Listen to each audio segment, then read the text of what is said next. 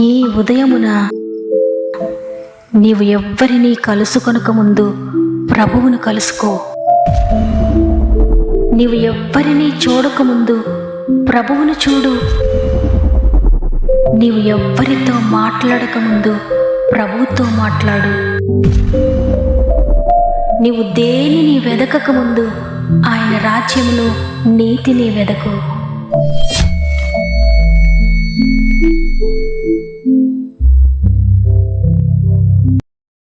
Praise the lord. ఈ ఉదయకాలమున God first అనే వాగ్దాన కార్యక్రమానికి మిమ్మల్ని అందరినీ మరొకసారి హృదయపూర్వకంగా ఆహ్వానిస్తూ ప్రభు నామంలో మీ అందరికీ నా యొక్క శుభాలు తెలియజేస్తూ ఉన్నాను. దేవుని బిడ్డలారా, ఈ నూతన ఉదయాన మీరంతా ఎలా ఉన్నారు? మీ కుటుంబాలు ఎలా ఉన్నాయి? మీ పరిస్థితులన్నీ ఎలా ఉన్నాయి? దేవుని అత్యంత కృప, అత్యంత దయను బట్టి మీరు మీ కుటుంబాలు క్షేమంగా ఉన్నారని, దేవుని కృపలో వర్ధిల్లుతున్నారని నమ్ముతున్నాను. ప్రతిరోజు దేవుని మాటలు వినడం గొప్ప అదృష్టం. ఎందుకంటే దేవుని వాక్యానికి ఎంతో శక్తి ఉంది. ఎంత శక్తి ఉందంటే ఎండిపోయిన ఎముకలను తిరిగి జీవింపచేస్తుంది. నిర్జీవంగా ఉన్న మీరు జీవాన్ని పొందుకుంటారు. మీ యొక్క మూయబడిన ప్రతి ద్వారము తెరవబడుతుంది. దేవుని వాక్యానికి అంత శక్తి ఉంది. కాబట్టి ఏ మార్గం మూయబడినా, ఎంత నిర్జీవంగా ఉన్నా, ఎండిన స్థితిలో ఉన్నా ఏమీ భయపడొద్దు. సృష్టికర్త అయిన దేవుడు తన వాక్కుతో మిమ్మల్ని లేవనెత్తబోతున్నాడు. వాక్యంతో, ప్రార్థనతో మీ దినమును ప్రారంభించండి. దేవుని శక్తిని, దేవుని సమాధానాన్ని పొందుకోండి. ప్రాముఖ్యంగా మీ ప్రేయర్ రిక్వెస్ట్స్ అన్నీ కూడా చదివి మీ అందరి కొరకు ప్రార్థిస్తున్నాను. అందువల్ల మీ ప్రార్థన అవసరతలన్నీ కామెంట్ ద్వారా నాకు తెలియచేయండి. నాతో పాటు మన ఆత్మీయ కుటుంబం అంతా మీ కొరకు ప్రార్థిస్తున్నారు. మీరు కూడా ప్రార్థించండి. చివరి ప్రార్థనలో ఏకీభవించండి. ప్రార్థన మీ చరిత్రను మార్చబోతుంది. దేవునికి మహిమ కలుగునుగాక. ఈరోజు దేవుడు మనకు అనుగ్రహిస్తున్న శ్రేష్టమైన వాగ్దానం మొదటి సమూయేలు గ్రంథము 17వ అధ్యాయము 47వ వచనము. యుద్ధము యెహోవాదే. ఆమేన్. ఈరోజు ఈ వాగ్దానాన్ని వింటున్న ప్రియ సహోదరి, ప్రియ సహోదరుడా, ఆత్మీయ యుద్ధంలో ఓడిపోతున్నారా? మీ జీవితం అనే యుద్ధంలో ఓడిపోతున్నారా? యోబు భక్తుడు అంటాడు కదా, నరుల కాలము యుద్ధకాలము కాదా అని. అవును, రోజు గుర్తుంచుకోవాలి, లోకయాత్ర ముగించేంత వరకు కూడా నేను యుద్ధంలో ఉన్నానని. అది ఇతర మనుషులతో చేసే యుద్ధం కాదు, శత్రువులతో చేసే యుద్ధం కాదు. అది ఆత్మీయ యుద్ధం. అది మన ఆత్మను గురించి, మన శరీరంతో చేసే యుద్ధం. శారీరకంగా కూడా అనేక యుద్ధములు మన జీవితంలో ఉంటాయి. ఉదయం లేచినప్పటి నుంచి రాత్రి పడుకునేంతవరకు కూడా ఏదో ఒక విషయంలో యుద్ధం చేస్తూనే ఉంటాం. అనారోగ్యాలతో యుద్ధం, ఆర్థిక పరిస్థితులతో యుద్ధం, కుటుంబంలో యుద్ధం, భర్త విషయంలో, భార్య విషయంలో, బిడ్డల విషయంలో, చదువు విషయంలో, ఉద్యోగ విషయంలో, వ్యాపార విషయంలో, ఇలా అనేక విషయాల్లో మనము శారీరకంగా కూడా యుద్ధం చేస్తూనే ఉంటాం. ఈ లోకయాత్ర ముగించేంత వరకు కూడా, చివరి దినం వరకు కూడా మనకు ఈ యుద్ధం ముందు విడుదల లేదు.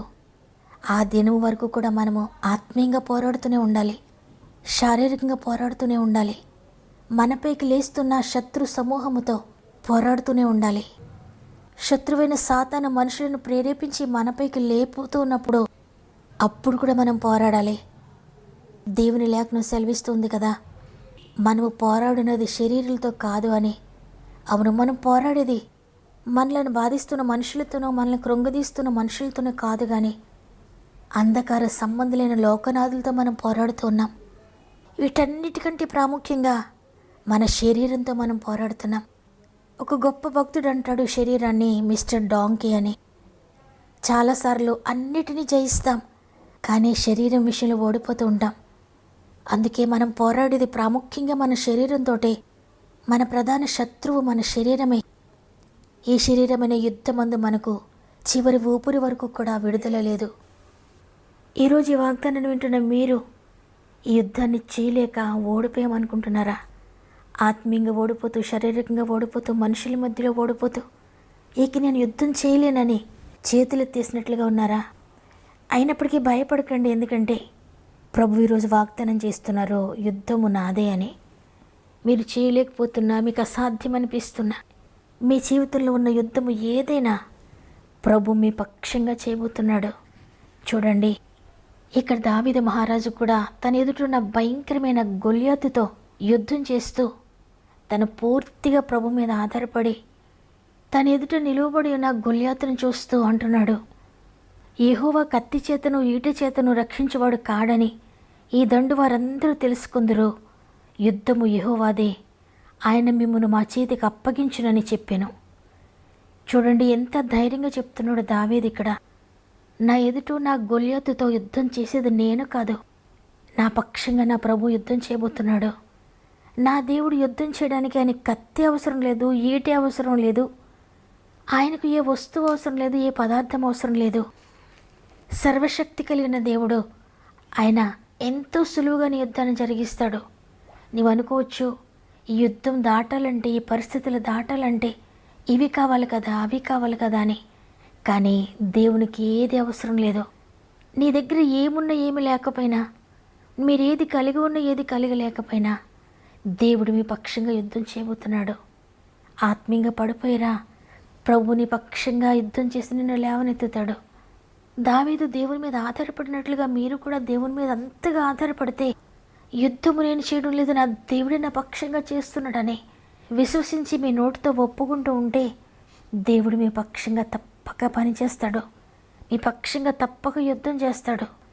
మీ ఎదుట ఉన్న సమస్య గొల్యాతు లాంటిదైనా, మీ పాపము గొల్యాతులా ఉన్నా, మీ సమస్య గొల్యాతులా ఉన్నా, మిమ్మల్ని బాధిస్తున్న పరిస్థితి ఎంత పెద్దగా మీకు కనిపిస్తూ ఉన్నా, ఎంత గొప్పగా ఉన్నా మీరు మాత్రం భయపడక్కర్లేదు. ఆయన మీ పక్షంగా తప్పక పోరాడి మీకు విజయాన్ని అనుగ్రహిస్తాడు. మీరు ఒకవేళ కృంగిపోతే చేపట్టి నడిపిస్తాడు. మీరు పిలిస్తే ఆయన పలుకుతాడు. సహాయం కోరితే ఆయన మీ ముందుంటాడు. నాకెవ్వరూ లేరు అంటే నేనున్నానంటాడు ఆయన. నాకేమీ లేదు అని అంటే అన్నీ నేనే అంటాడు ఆయన. కాబట్టి మీకేమున్నా ఏమి లేకపోయినా, ఎవరున్నా ఎవరు లేకపోయినా, మీ పక్షంగా పోరాడేవారు, మీ పక్షంగా నిలబడేవారు ఎవరు లేకపోయినా ఆయన మీ పక్షంగా పోరాడి మీకు న్యాయం తీరుస్తాడు, మీకు జయమును అనుగ్రహిస్తాడు. వాగ్దానాన్ని నమ్మినట్లయితే ఒక్క నిమిషంతో మోకరిస్తారా? ప్రార్థన చేద్దాం. ఆత్మీయ యుద్ధములో నా అంతరంగములో పోరాడుచున్నాను, పరుగెత్తుచున్నాను. ఆత్మీయ యుద్ధములో నా అంతరంగములో పోరాడుచున్నాను, పరుగెత్తుచున్నాను. ఓటమిని నేను ఇక కోరనయ్యా, జయ జీవితమునే దయచేయుమయ్యా. నా యేసు రాజా, నీ సన్నిధానంలో నేనుందు నిశ్చయమే కలకాలమయ్యా. నేనుందు నిశ్చయమే కలకాలమయ్యా. నా యేసు రాజా, నీ సన్నిధానంలో నేనుందు నిశ్చయమే కలకాలమయ్యా. నేనుందు నిశ్చయమే కలకాలమయ్యా.